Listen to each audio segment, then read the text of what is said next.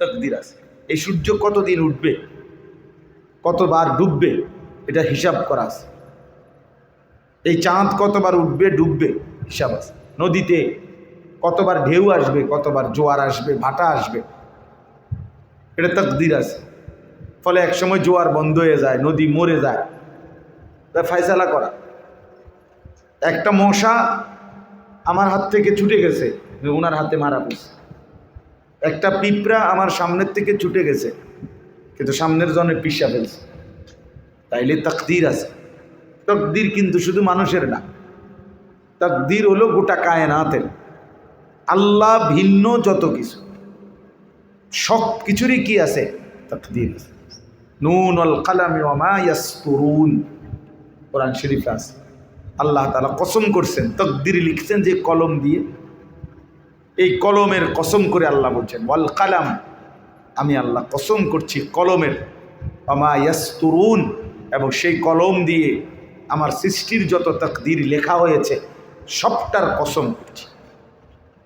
তো এই তাকদীরের শেষ কথাটা কি? মানে লিখতে লিখতে লিখতে লিখতে গোটা কায়নাতের কিয়ামত পর্যন্ত শুধু এমনি মোবাইল ধরে রাখলে হাতে বুঝবেন কম, এটা মনে রাখি। মানে মোবাইল হাতে ধরে রেখে রেকর্ড করলে দিলে জমে কম।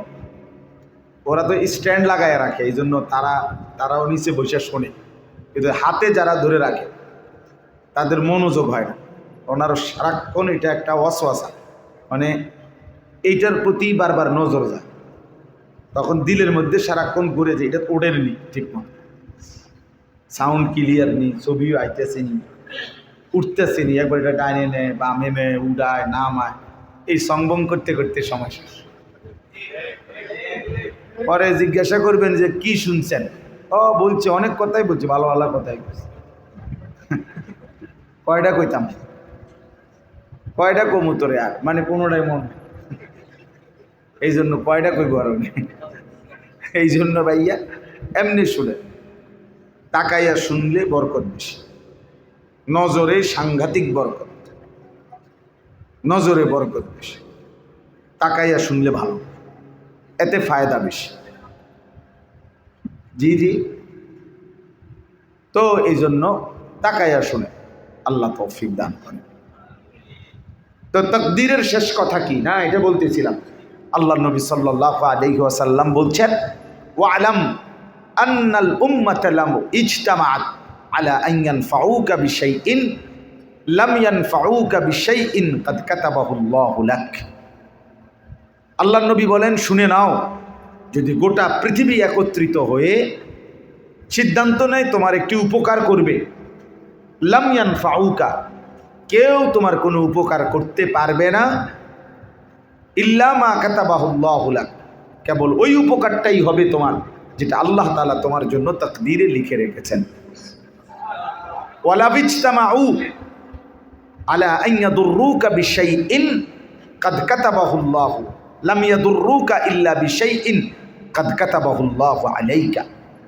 সবাই মিলে যদি সিদ্ধান্ত নেয় তোমার একটি ক্ষতি করবে, মুসিবতে ফেলবে, বিপদে ফেলবে, আল্লাহ তাআলা নবী সাল্লাল্লাহু আলাইহি সাল্লাম বলেন তোমার কোনো ক্ষতি হবে না, হবে কেবল তোমার ওই ক্ষতিটাই, ওই মুসিবতটাই যা আল্লাহ তাআলা তোমার জন্য তাকদীরে লিখে রেখেছেন।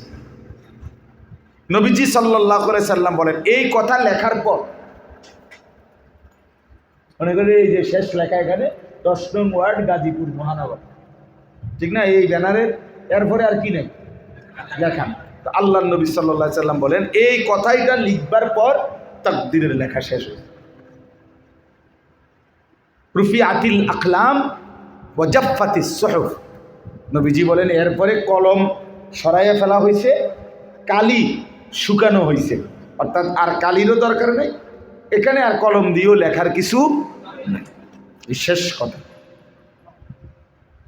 গোটা মাখলুক মিলে তোমার উপকারও করতে পারবে না, গোটা মাখলুক মিলে তোমার ক্ষতিও করতে পারবে।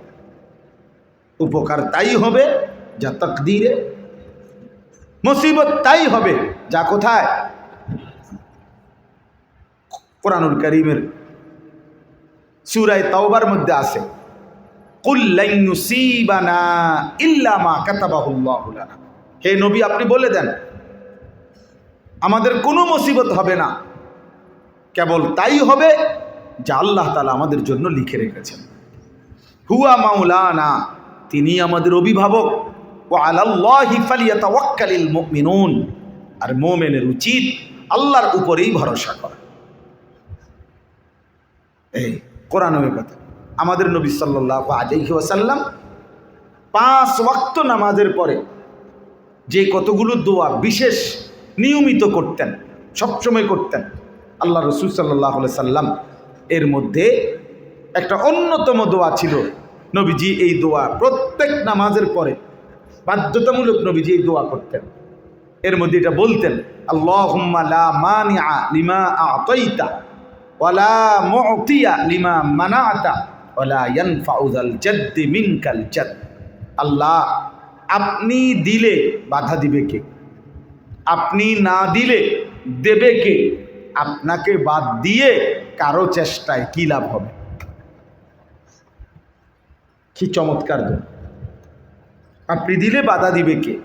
আপনি না দিলে দেবে কে? আপনারে বাদ দিয়া কারো ব্যক্তিগত যে কারো চেষ্টায় কি লাভ?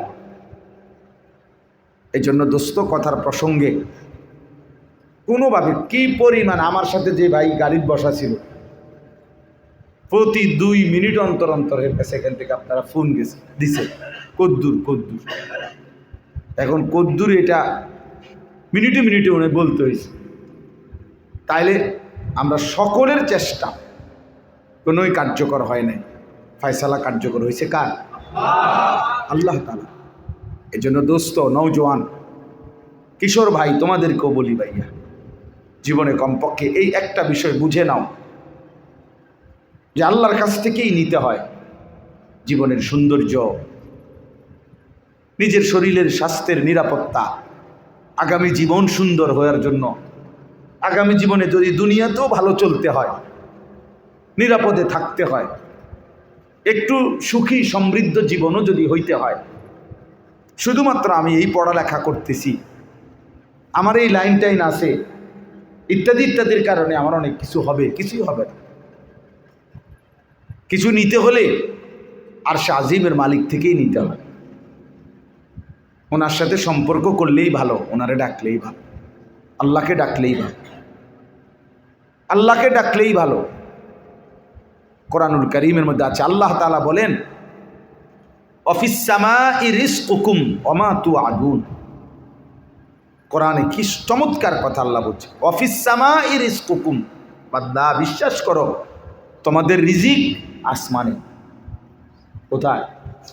ওয়া মা তুআদুন, দুনিয়ার জীবনে যত কিছুর ওয়াদা তোমার জন্য দেওয়ার সব কিছুর ফয়সালা আল্লাহ বলেন আসমান। ফাওয়ারাব্বিস সামাই ওয়াল আরদ ইন্নাহু লাহাক্কুন মিথলা মা আন্নাকুম তানতিকুন। আবারও আল্লাহ বলতেছে, এই বান্দা, আসমান ও জমিনের যিনি রব, মানে আমি আল্লাহ, আমি আমার নিজের কসম করে বললাম, ইন্নাহু লাহাক্কুন, এটাই সত্য কথা। এটা আবার বলছে, এই আয়াতের পরের আয়াত হলো এই কথা। এটা আল্লাহ বলছে, বান্দা আমি কসম করে বললাম, কসম, আমি আল্লাহর কসম করি, আমি আমার জাতের কসম করে বললাম, ইন্নাহু লাহাক্কুন, এটাই সত্য যে রিজিক কোথায়? স্কুলেও না, মাদ্রাসাতেও না, স্কুলেও না, মাদ্রাসাতেও না।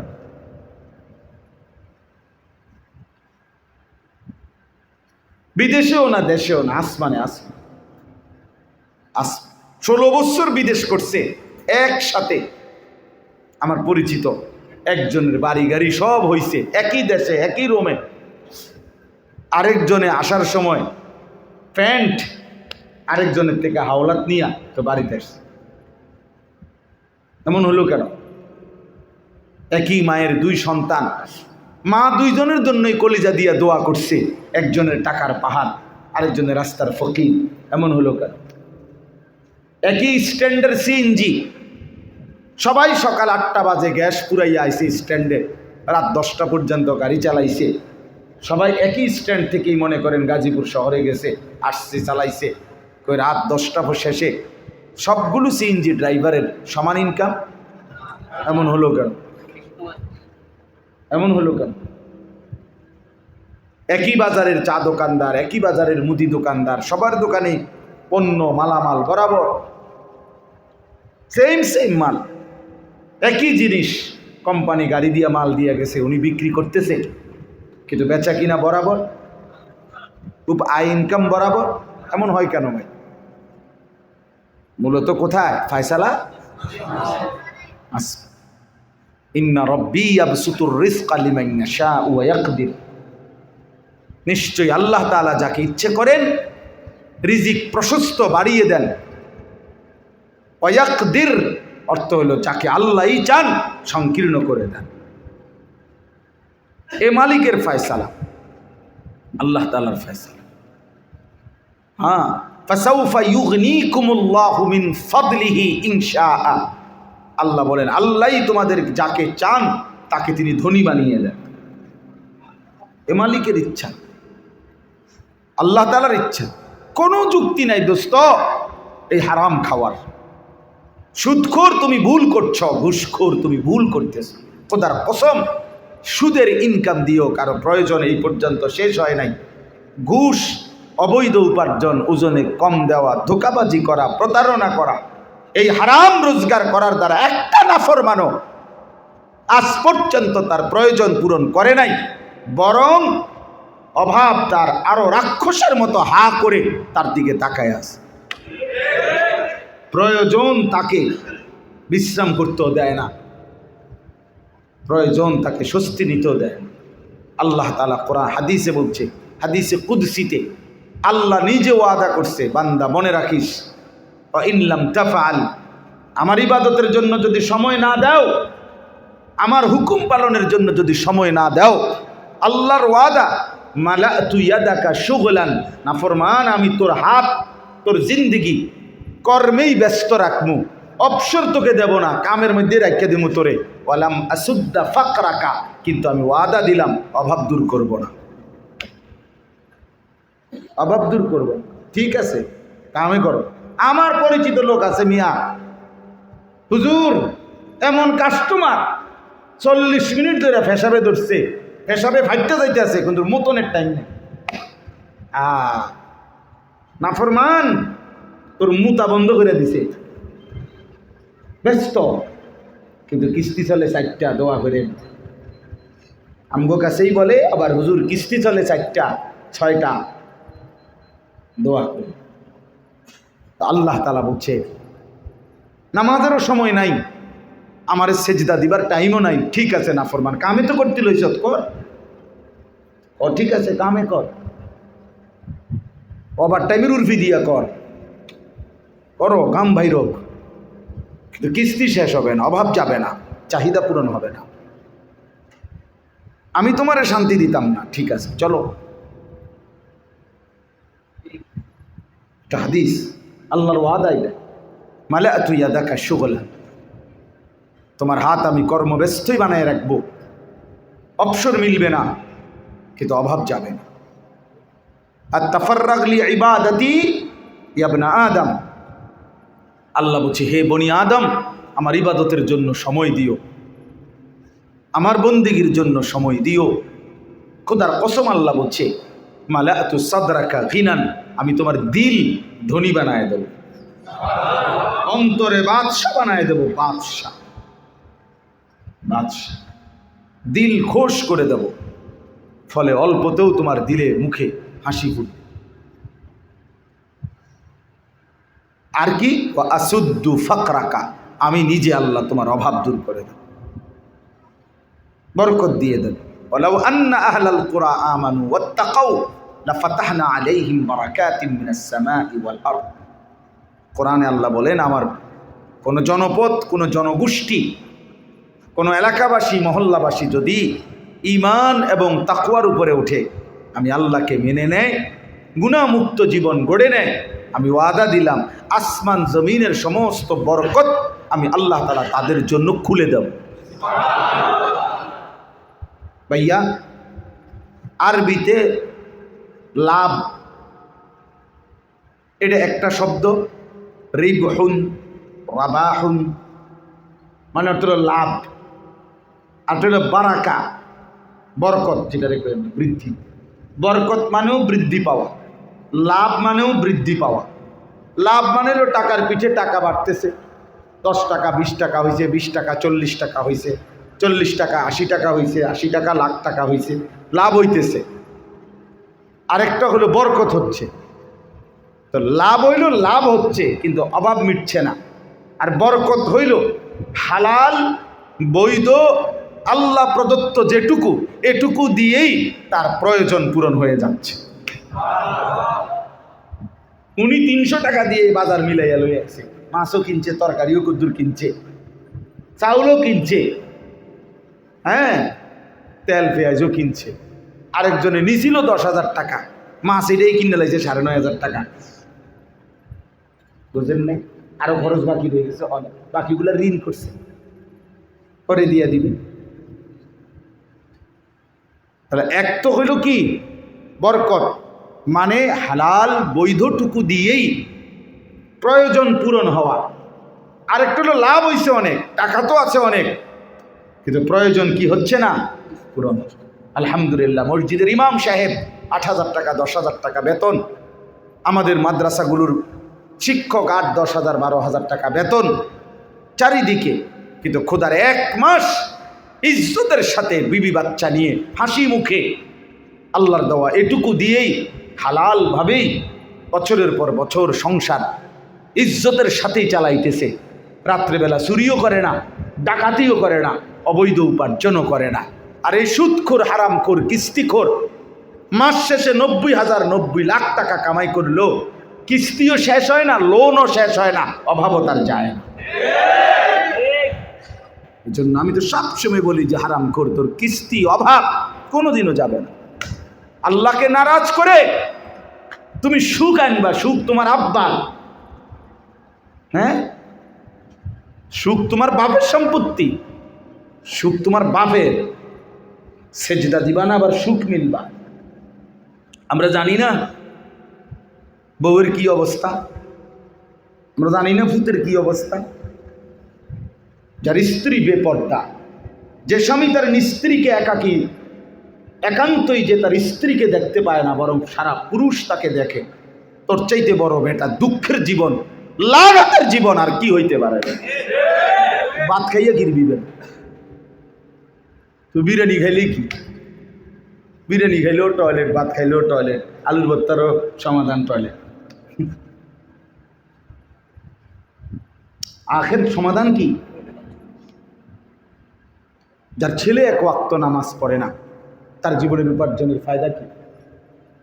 যার মেয়ে বেহায়া, তার জীবনের উপার্জনের খাট পালং আর সোফা, ফার্নিচার আর বিল্ডিং আর এসি আর ফ্রিজ, এগুলো মানুষকে দেখানোর কোনো বিষয় হলো? এগুলো কার ঘরে নাই?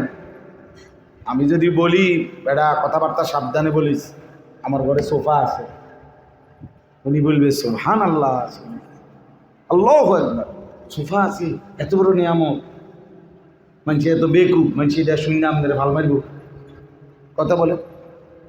আমার একজনে পরিচিত বলছিল, কোন লোকে বলছিল যে বেটা কথাবার্তা সাবধানে বলিস, আমার বউ কিন্তু চশমা পরে।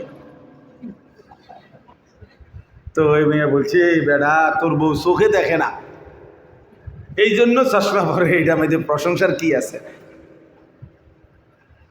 তাহলে বলার উদ্দেশ্য হলো, আমরা এটা আমাদের ঘর সংসার, বিল্ডিং, দালান, সোফা, ফার্নিচার, টাইলস, বাথরুম, এগুলো দেখানোর মধ্যে কোনো কৃতিত্ব নেই। এগুলোর মধ্যে কোনো কি নাই ভাইয়া, কৃতিত্ব নাই। এ তো কাফের বেঈমানের আরো বেশি, এ তো মুশরিকের বেশি। আমাদের দেশের 4 তলা 6 তলা 10 তলা বিল্ডিং, ইউরোপ আমেরিকার মধ্যে এগুলোর মধ্যে তো গরু ছাগলও থয় না, এগুলোর মধ্যে তো হাঁস মুরগাও পালে না, ওরা তো এগুলোর বিল্ডিংও ধরে না।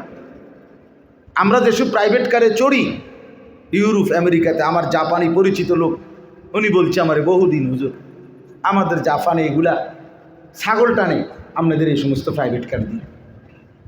কেন আমি যদি বলি বেটা আমি এত বড় বক্তা, প্রাইভেট কার দিয়ে আসছি, বলেন সুবহানাল্লাহ।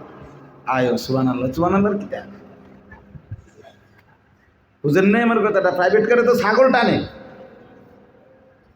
এনে প্রশংসার কি, সুবহানাল্লাহর কি আছে? এর মধ্যে ক্রেডিটের কিচ্ছু নাই। তামাম দুনিয়া মিলাইলো সফলতার কিছু নেই। প্রিয় যুবক ভাই, কিশোর ভাই, মন তো চাচ্ছিল লম্বা বলা উচিত ছিল, কিন্তু রাত যে অনেক হয়ে গেছে। এই জন্য বললাম, দয়া করে আমি অনুরোধ করি ভাইয়া, জিন্দিগির পড়ালেখা, জিন্দিগির রাত দিন, একজন সুস্থ স্বাভাবিক মানুষ হিসাবে, মুসলমান হিসাবে এ কথা মিলানো উচিত। একেবারে একাকি 1 মিনিট 10টা মিনিট হইল মনের অজান্তে চোখ বন্ধ করে ভাবা উচিত। যুবক তোমরাও ভাইব, বয়স্ক বাবা আপনারাও ভাইবেন, চোখ বন্ধ করে 2টা মিনিট 5টা মিনিট কল্পনা করেন এক মুসলমানের জীবন এমনই তো হওয়ার কথা ছিল যেরকম আমি আছি। এক মুসলমানের উপার্জন এমনই তো হওয়ার কথা ছিল। সারাদিন মিথ্যা বলে, ওজনে কম দেয়, 30 বছর মুসলমান সুদ খায়। 30 বছর মুসলমানের ঘরে প্রত্যেক দিন রঙিন টেলিভিশন চলবে, নাচ গান নাটক সিনেমা নর্তকীর ছবি, এটা মুসলমানের ঘর। তুমি যুবক 365 দিনে খোদার একটা বছরে কোনো দিন